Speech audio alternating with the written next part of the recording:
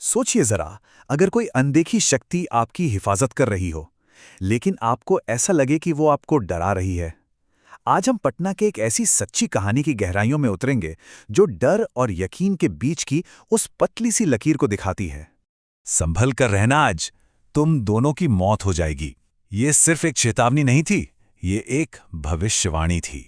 पर सवाल यह है कि इस चेतावनी के पीछे आखिर था कौन और इसका असली मतलब क्या था। चलिए पता लगाते हैं।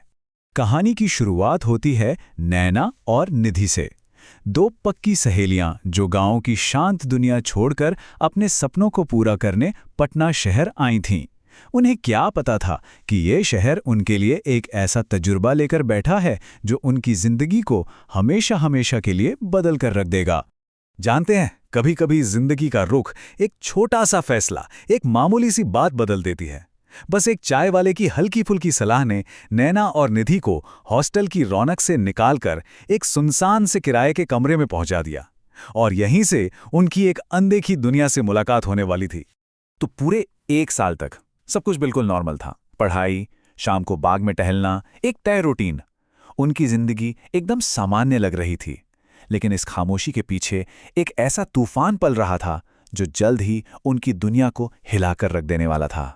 कॉलेज का दिन बहुत थका देने वाला था और दोनों सहेलियां खाली पड़े एक पार्क में देर तक बैठी रहीं। उन्हें इस बात का जरा भी अंदाजा नहीं था कि अंधेरे में कोई उन पर नजर रखे हुए है। पर सवाल यह था कि वो नजर किसी खतरे की थी या फिर किसी तरह की हिफाजत की। एक आम सी शाम देखते ही देखते खौफ में बदल गए, जब अंधेरे में से अचानक एक बूढ़ी औरत निकली और उसने एक ऐसी बात कही जिसने उन दोनों की रूह तक कंपा दी।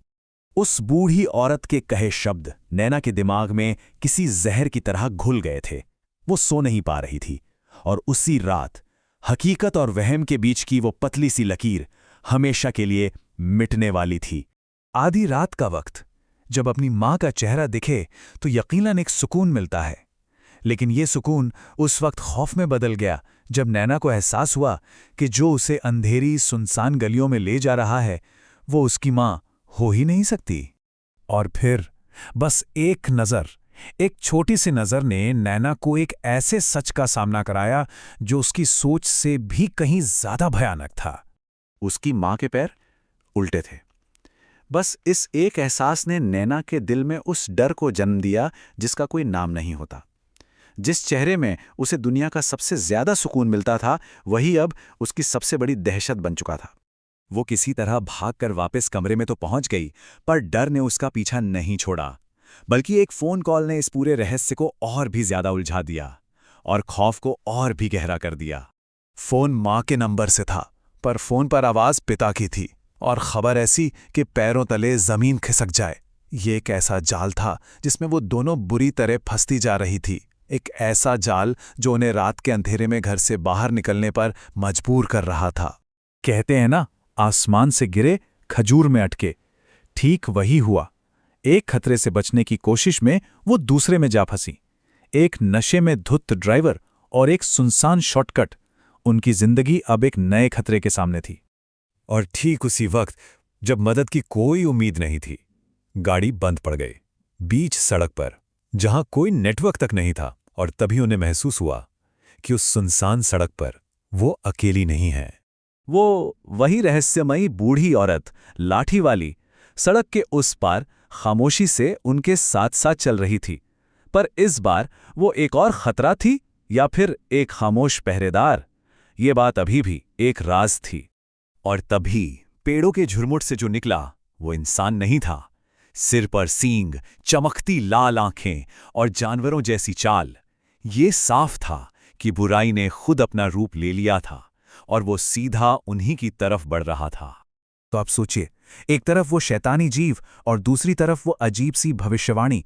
उस भयानक पल में जब बचने का कोई रास्ता नहीं दिख रहा था तो उन्हें कौन बचाता?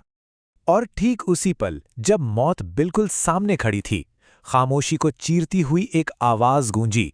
एक लाठी के जमीन से टकराने की आवाज। ठक ठक ठक। कहानी का सबसे बड़ा मोड़ यहीं आया। जिसे वो अब तक का सबसे बड़ा खतरा समझ रही थी, वही उनकी रक्षक निकली। उस बूढ़ी औरत ने ही उस शैतान को डराकर भगाया था और उनकी जान बचाई थी। खैर, जैसे तैसे वो घर पहुंची, लेकिन वहां उन्हें एक और दिल दहला देने वाली खबर मिली।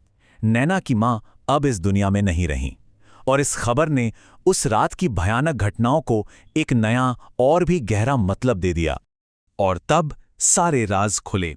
नैना के पिता ने बताया कि वो डरावना साया असल में नैना की मां की आत्मा थी, जो उससे आखिरी बार मिलने आई थी। और वो बूढ़ी औरत, वो उनकी कुलदेवी थीं, परिवार की वो दिव्य शक्ति जो पीढ़ियों से उनके खानदान की रक्षा करती आ रही थी। देखिए, कभी-कभी चीजें वैसी नहीं होती जैसी दिखती हैं। जिससे वो सबसे ज्यादा डर रही थी, असल में वही उनकी सबसे बड़ी ताकत थी। जो उन्हें मौत की भविष्यवाणी लगी, वो दरअसल जिंदगी बचाने की एक चेतावनी थी। ये कहानी हमें दिखाती है कि कैसे डर और विश्वास के बीच एक बहुत ही महीन सी रेखा होती है। एक रात जो खौफ और दहशत से भरी थी, वो असल में एक अनदेखे संरक्षक की कहानी थी, एक गहरी रूहानी हिफाजत की कहानी। तो ये कहानी हमें एक सवाल के साथ छोड़ जाती है कि जब हम किसी अनहोनी का सामना करते हैं, तो ये कैसे जाने कि हमें डराया जा रहा है या हमारी रक्षा की जा रही है। ये सोचने वाली बात है कि क्या हमारे आसपास भी कोई ऐसी अनदेखी शक्ति है जो हर पल हमारा ध्यान रख रही है।